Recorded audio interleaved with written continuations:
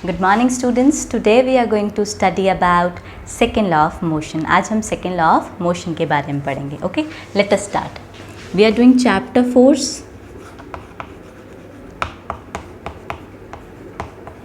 And today we will discuss about second law of motion. Second law of motion.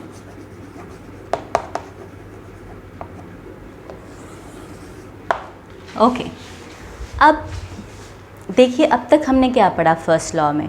First law में हमने ये पढ़ा कि देखिए अनबैलेंस फोर्सेस की ज़रूरत है. अगर आपका कोई ऑब्जेक्ट है और वो अगर रेस्ट पे है, ठीक है, सपोज़ अगर हम अनबैलेंस फोर्सेस ना अप्लाई करें तो वो क्या होगा, वो मोशन में नहीं होगा. यानी हमें अनबैलेंस फोर्सेस की ज़रूरत होती है अगर हमें अपना ऑब्जेक्ट को क्या करना है, उसकी वेलोसिटी में चेंज लाना है. ठीक है, तो अनबैलेंस फोर्सेस की ज़रूरत होती है अगर हमें वेलोसिटी में क्या लाना है, चेंज लाना है. वेलोसिटी में चेंज होगा तो आपका ऑब्जेक्ट क्या करेगा, आपका ऑब्जेक्ट एक्सेलरेट करेगा. ठीक है, अब हम यहाँ पर ये देखेंगे कि जिस एक्सेलरेशन की हम बात कर रहे हैं वो एक्सेलरेशन आपका फोर्स के ऊपर कैसे डिपेंड करता है. तो हियर वी विल स्टडी कि जो एक्सेलरेशन है, how it depends on force. ठीक है, तो जो आपका एक्सेलरेशन है वो फोर्स के ऊपर डिपेंड कैसे करता है, ये हम स्टडी करेंगे.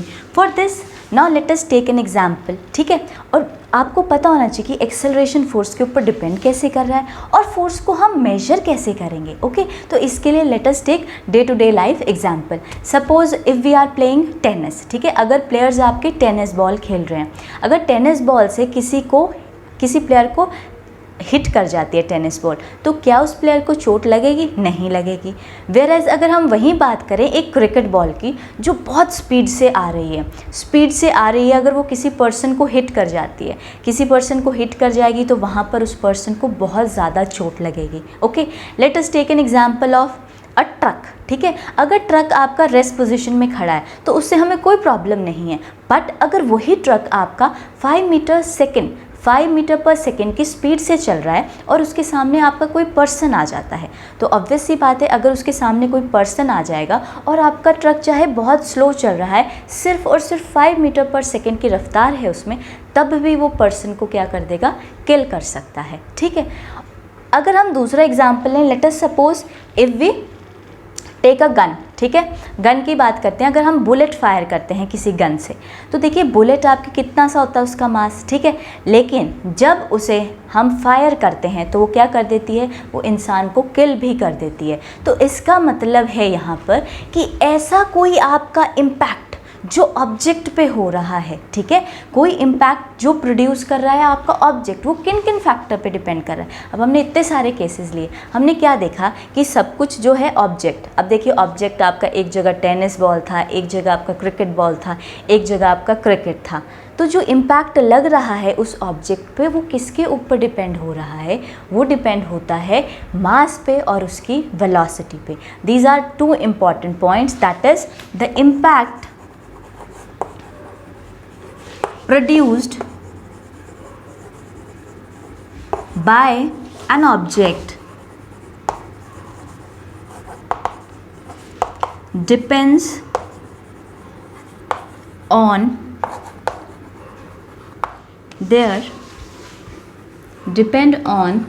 their mass and velocity.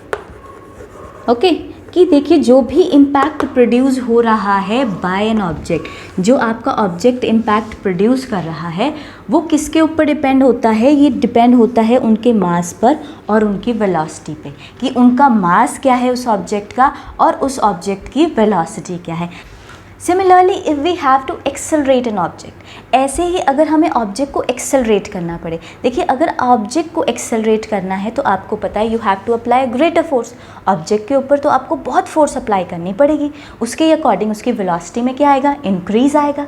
तो इसका मतलब ऐसी कोई क्वांटिटी इम्पॉर्टेंस की जो आपके दोनों यानी मास भी और आपकी वेलोसिटी दोनों को कंप्राइज करे, ऐसी क्वांटिटी जो थी वो है आपकी momentum. It was introduced by Newton. ठीक है, ऐसी कोई क्वांटिटी आपकी जो आपकी क्या करे, जिसमें आपका दोनों का ही प्रोडक्ट हो, मास भी हो जिसमें और आपकी वेलोसिटी भी हो, वो होती है आपकी momentum. And it was given by Newton. ये जो थी इसको किसने इंट्रोड्यूस किया था? इस प्रॉपर्टी को इंट्रोड्यूस किया था आपके न्यूटन ने। Okay, now let us define momentum. Okay, momentum, momentum is denoted by the symbol P।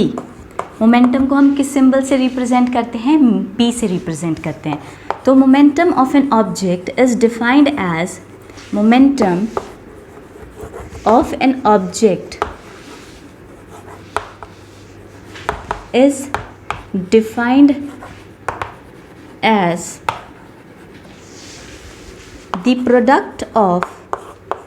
the product of its mass and velocity, its mass m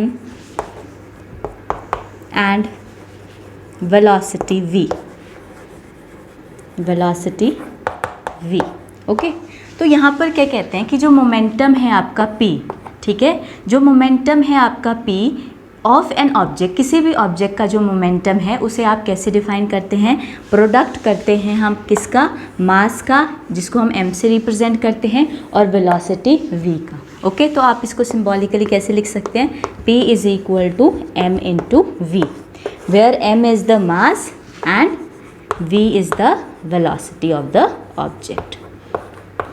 okay, तो इस तरह से आप मोमेंटम को डिफाइन करेंगे कि मोमेंटम जो है वो प्रोडक्ट होता है, किस किस का प्रोडक्ट होता है? आपका मास और वेलोसिटी का प्रोडक्ट होता है। ठीक है, अब मोमेंटम जो होता है, मोमेंटम का डायरेक्शन भी होता है और मैग्नीट्यूड भी होता है। तो इसीलिए मोमेंटम जो होता है आपका वेक्टर क्वांटिटी है। ऑलवेज रिमेंबर, ठीक है, momentum has direction as well as magnitude, has direction as well as magnitude. इसका डायरेक्शन भी होता है और इसका मैग्नीट्यूड भी होता है। That is why it is known as vector quantity. तो आपको पता ही है इसको हम क्या कह सकते हैं? Vector quantity. I have already explained you this earlier कि वेक्टर क्वांटिटीज़ वो क्वांटिटीज़ होती हैं जिनका मैग्नीट्यूड भी होता है और जिनका डायरेक्शन भी होता है, उन्हें हम वेक्टर क्वांटिटी कहते हैं। और जिनमें सिर्फ और सिर्फ मैग्नीट्यूड होता है उन्हें हम कहते हैं स्केलर क्वांटिटीज़। तो यहाँ पर जो आपका मोमेंटम है it is a vector quantity. Always remember, देखिए जो आपको MCQs में क्वेश्चन आते हैं वो इस तरह के क्वेश्चन ही आ सकते हैं कि is momentum a vector quantity और अ स्केलर क्वांटिटी। तो आप बता सकते हैं कि momentum is a vector quantity because it is having magnitude as well as direction. Okay, now let us talk about it SI unit. SI unit क्या होगी momentum की? देखिए मोमेंटम जो होता है आपका that is mass into velocity. Okay, तो mass की हमारी SI यूनिट होती है kg। ओके, और वेलोसिटी की SI unit we have already done, क्या होती है? मीटर पर सेकेंड। ओके, तो आपका मोमेंटम की SI यूनिट क्या बन गई? मोमेंटम की SI यूनिट होगी आपकी kg मीटर सेकेंड इनवर्स, और अगर आप ऐसे भी लिखेंगे तब भी करेक्ट है, kg मीटर पर सेकेंड। तो this is the SI unit of momentum. तभी मैंने आपको कहा है कि जो हमने प्रीवियस वीडियो में लेक्चर्स किए हैं उन्हें अच्छे से देखिए, उसमें आपको बेसिक बता रखा है कि यूनिट क्या होती हैं आपकी, आपके मास की, आपकी वेलोसिटी की, हमने वहाँ डिराइव कर रखी है। बस हमने क्या किया, हमें फॉर्मूला पता था P is equal to M into V होता है। यहाँ पर सिर्फ और सिर्फ हमने क्या पुट की? वो यूनिट पुट की, और इससे हमें क्या पता चल गई? हमें मोमेंटम की SI यूनिट भी पता चल गई। ठीक है, तो you should know what is the SI unit of momentum. It is usually asked in the exam. ठीक है, ज़्यादातर पूछी जाती है कि what is the SI unit of momentum, तो आपको पता होना चाहिए। हो सकता है वो ऑप्शन आपको 4 ऑप्शन दे दें, एक दे दें kg मीटर पर सेकेंड, kg मीटर सेकेंड दे दें, kg मीटर सेकेंड इनवर्स -2 दे दें, तो आपको फिर सेलेक्ट करना होगा किसी भी एक जो करेक्ट है। तो क्या होती है इसकी? kg मीटर पर सेकेंड। ओके, देखिए, let us consider a situation in which a car is there और इसकी बैटरी जो है वो डेड हो गई है, ठीक है। तो इसके ऊपर फोर्स अप्लाई किया जा रहा है, फोर्स अप्लाई किया जा रहा है ताकि ये एक्वायर कर सके कितने स्पीड 1 मीटर पर सेकेंड और इसका जो इंजन है वो स्टार्ट हो जाए, ओके। लेकिन हम क्या देखते हैं कि अगर देखिए 1 या 2 पर्सन इस कार को सडन पुश करते हैं तो ये हार्डली स्टार्ट होती है, ठीक है। तो इफ़ 1 और 2 person gives a sudden push it hardly start. लेकिन हम क्या देखते हैं कि अगर इसे एक कंटिन्यूस पुश दिया जाए over the time result in gradually acceleration of the car of this speed, ठीक है। तो कहने का मतलब है कि अगर 1 या 2 बंदे इस कार को जो है वो पुश करते हैं, ठीक है, एकदम सडन पुश देते हैं तो क्या कार ये हार्डली स्टार्ट होगी। लेकिन अगर ये पर्सन क्या करें, कंटिन्यूस इसको पुश देते रहें टाइम के साथ, तो इसमें आप क्या नोटिस करेंगे, कुछ टाइम के बाद इसमें आपका एक्सेलरेशन प्रोड्यूस कर जाएगी कार। तो a continuous push over some time result in a gradual acceleration of the car की स्पीड में आपका एक्सेलरेशन आ जाएगा। तो इससे क्या कंक्लूजन हुआ, इससे कंक्लूजन हमारा ये निकला कि जो मोमेंटम में चेंज आ रहा है कार में वो आपका मैग्नीट्यूड ऑफ फोर्स उसके ऊपर तो डिपेंड कर ही रहा है। ऑब्वियस सी बात है कि हम कितना फोर्स लगा रहे हैं उसके ऊपर तो डिपेंड करता है, बट साथ में इसके ऊपर भी डिपेंड करता है time during which force is exerted, कि कितने टाइम इंटरवल तक हमने वो फोर्स लगाया। अगर देखिए आप सडन पुश कर देंगे इसको, थोड़ी देर के लिए आपने इस पर फोर्स लगाया, ठीक है, तो कार आपका स्टार्ट नहीं हुआ। लेकिन अगर हम कुछ टाइम तक इसके ऊपर फोर्स अप्लाई करते हैं तो हम देखते हैं कुछ टाइम के बाद ये जो है इसमें ग्रेजुअल एक्सेलरेशन आ जाता है। बट ऐसा क्यों हुआ, तो इसके जो 2 इम्पॉर्टेंट फैक्टर्स हैं वो क्या हैं कि जो मोमेंटम में चेंज आया वो कैसे आया। वो तो एक तो आपका जो फोर्स जो आप अप्लाई कर रहे हैं वो तो है ही है, बट उसके साथ में time during which the force is exerted, कि किस टाइम पीरियड के टाइम, वो कितना टाइम है जिसमें आपने वो फोर्स एक्सर्ट किया है, उसके ऊपर भी आपका जो चेंज आता है मोमेंटम में वो डिपेंड करता है। तो इससे हमने क्या कंक्लूड किया, इससे हमने ये कंक्लूजन निकाला कि जो फोर्स है वो नेसेसरी है to change the momentum of an object, कि फोर्स तो नेसेसरी है ही है, फोर्स की तो ज़रूरत है ही है, इसकी वजह से तो मोमेंटम में बदलाव आएगा ही। लेकिन साथ में ये किसके ऊपर डिपेंड होता है, ये डिपेंड होता है time rate at which the momentum is change, कि किस टाइम रेट पे वो मोमेंटम में चेंज आया है। इट इज़ इम्पॉर्टेंट कि फोर्स जो है वो ज़रूरत है मोमेंटम में चेंज लाने के लिए किसी भी ऑब्जेक्ट में, जो कि किसके ऊपर डिपेंड होता है, rate at which the momentum is change, जिस रेट के टाइम के ऊपर डिपेंड होता है कि किस टाइम के रेट पे वो मोमेंटम में आपका चेंज आ रहा है, ओके। तो now the second law is defined as the second law is defined as the rate of change of momentum, the rate of change of momentum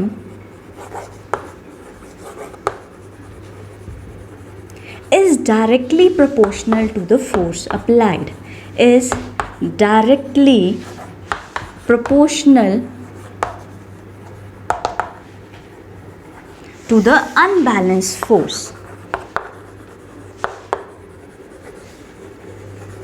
to the unbalanced force in the direction of the force, in the direction of the force,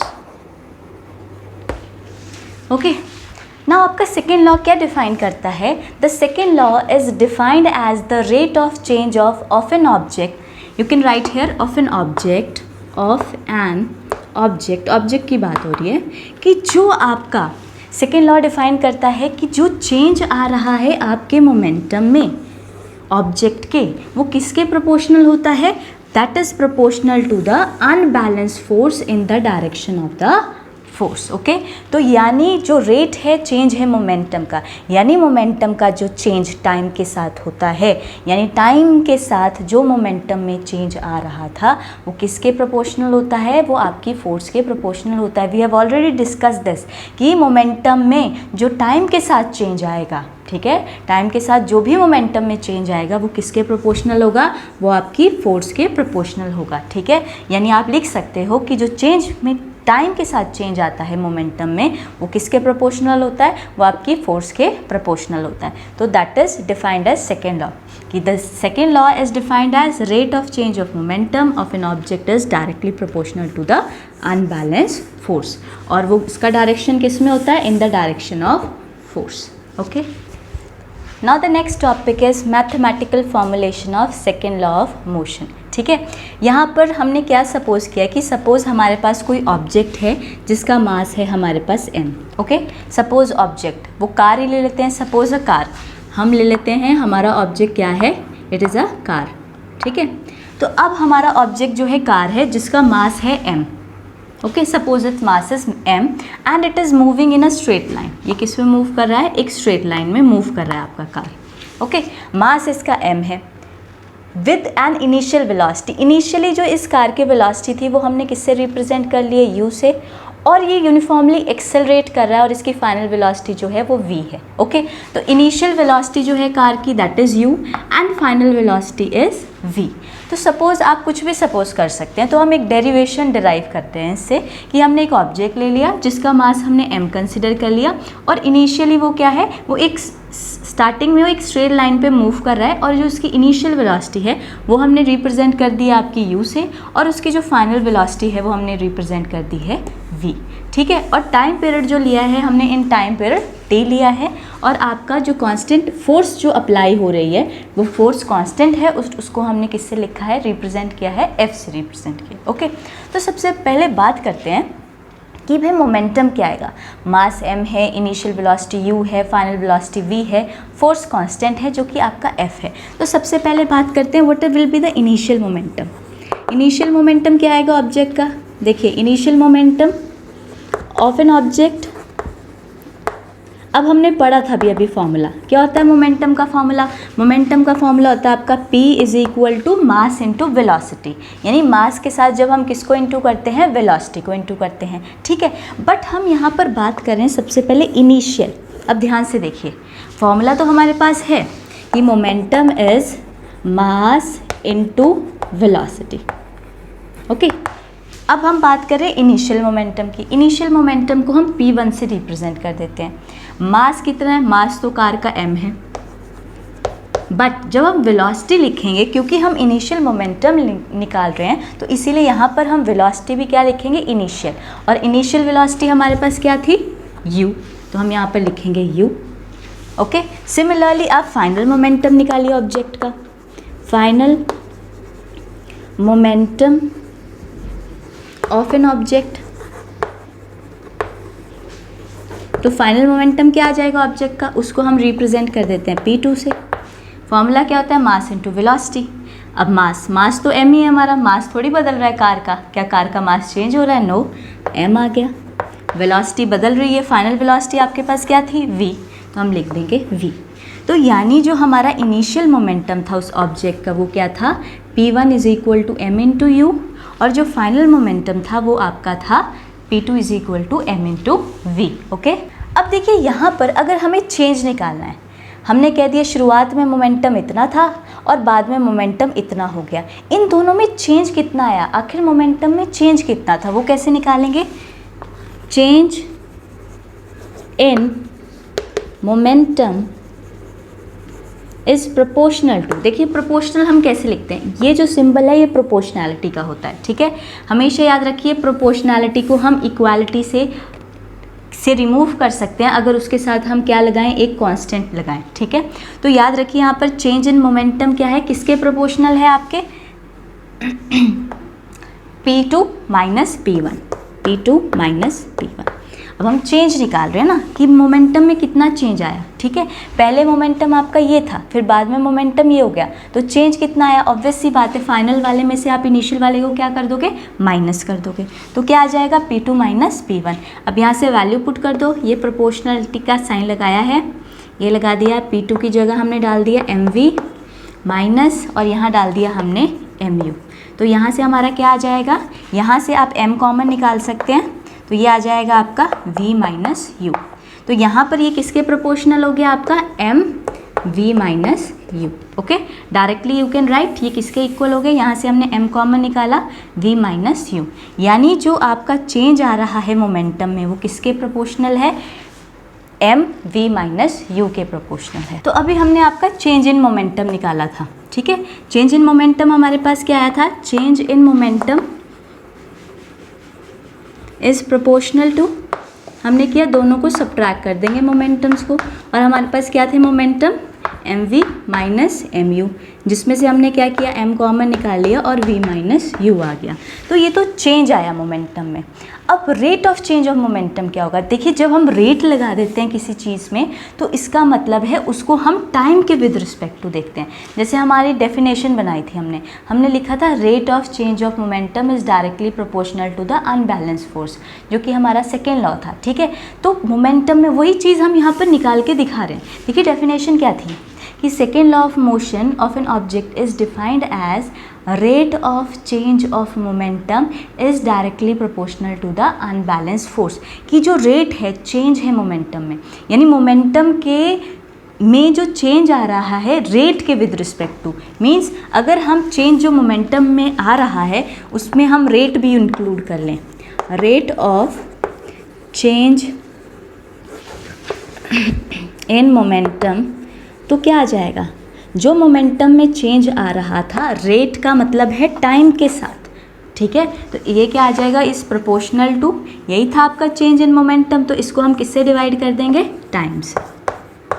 तो ये आपका आ गया rate of change of momentum, ठीक है। अब definition देखिए, definition क्या थी हमारी कि rate of change of momentum is directly proportional to unbalance force. इसका मतलब सबसे पहले हमने चेंज निकाला, P2 माइनस P1 आ गया, फिर हमने रेट ऑफ चेंज निकाला, रेट का मतलब है उसको किससे डिवाइड कर दिया, T से डिवाइड कर दिया। फिर हम कह रहे हैं कि जो rate of change of momentum आता है वो किसके प्रोपोर्शनल होता है, अनबैलेंस फोर्स के, और यहाँ पर हमने फोर्स क्या सपोज किया है, F सपोज किया। तो यहाँ पर अब हमारा एक्सप्रेशन क्या हो जाएगा, तो ऑन अप्लाइड फोर्स F, ठीक है, तो फोर्स किसके डायरेक्टली प्रोपोर्शनल हो जाएगी, आपकी m v minus U by T. तो यही था हमारा लॉ कि जो मोमेंटम में आपके चेंज आ रहा था, ठीक है, रेट ऑफ चेंज था मोमेंटम में, तो चेंज निकाला, फिर रेट निकाला टाइम के साथ, वो किसके प्रोपोर्शनल होता है, आपके फोर्स अप्लाइड के प्रोपोर्शनल होता है। यही तो है हमारा न्यूटन का सेकेंड लॉ। ओके, अब हेयर लुक ओवर हेयर, ये प्रोपोर्शनैलिटी है, ठीक है। मैंने आपको कहा था जो प्रोपोर्शनल होते हैं उसको हम इक्वल से में कर सकते हैं, बट उसके साथ कोई कांस्टेंट हमें अप्लाई करना पड़ता है साथ में, ठीक है। तो यहाँ पर प्रोपोर्शनैलिटी की जगह क्या आ जाएगा हमारा, हम इसको ऐसे लिख देंगे F इज़ इक्वल टू, और एक कांस्टेंट लग जाएगा, और यहाँ पर जो कांस्टेंट होगा वो आपका होगा K, ठीक है। साथ में आपका आ गया m v minus U upon T. अब लुक ओवर हेयर, यहाँ से आपका फॉर्मूला आ गया F is equal to K m v minus U by T. अब ध्यान से देखिए यहाँ पर, अगर आपको याद है इक्वेशन ऑफ मोशन जो हमने पहले पढ़ा है, ठीक है, इक्वेशन ऑफ मोशन से भी निकाल सकते हैं, वरना एक्सेलरेशन। अगर आपको एक्सेलरेशन का डेफिनेशन याद है, फॉर्मूला याद है, एक्सेलरेशन क्या होता है आपका, change in velocity upon time taken. इसको हम किससे रिप्रेजेंट करते हैं, a से रिप्रेजेंट करते हैं। तो यहाँ देखिए ये आपका v minus you by T है, तो इसकी जगह हम किससे रिप्लेस कर देंगे, a से।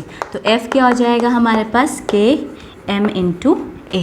ओके, और यहाँ पर जो k है आपका, जो कांस्टेंट ऑफ प्रोपोर्शनैलिटी है, k is the constant of proportionality.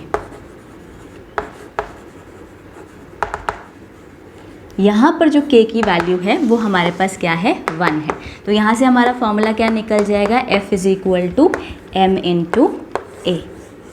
Okay, तो यहाँ से हमने ड्राइव कर लिया कि फोर्स जो होता है वो आपका किसके इक्वल होता है, मास इनटू एक्सेलरेशन के इक्वल होता है। Okay, so that is all about for today. If you are having any doubt anywhere, leave the comment below and do like and subscribe our channel. Thank you so much.